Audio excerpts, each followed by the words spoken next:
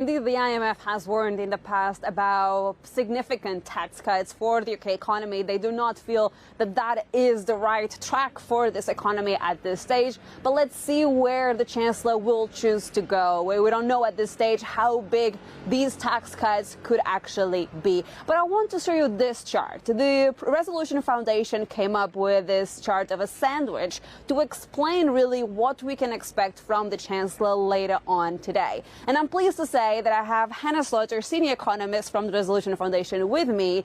And my first question has to be, inevitably, explain to us this analogy of a sandwich to describe fiscal policy changes from the UK today.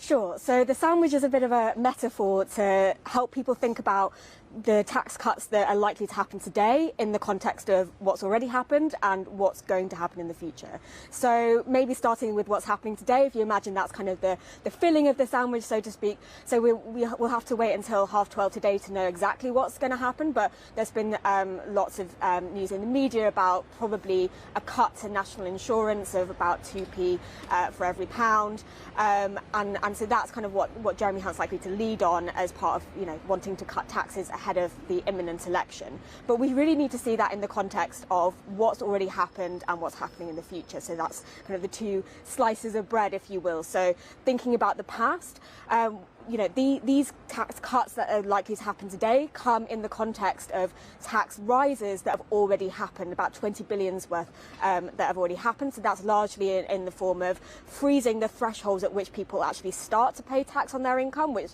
those thresholds would normally go up with inflation. So more people than might otherwise have been the case are actually paying taxes or paying higher rates of tax. And then on top of those tax rises that have already happened, there are also tax rises that are already penciled in for after the election. So we're expecting further threshold freezes. Obviously all of this is kind of dependent on who wins the election and what they decide to do, but about £17 billion of tax rises have already announced for after the election. So that's how we should be thinking about the cuts today in the context, in the wider context of tax rises ahead and in the past.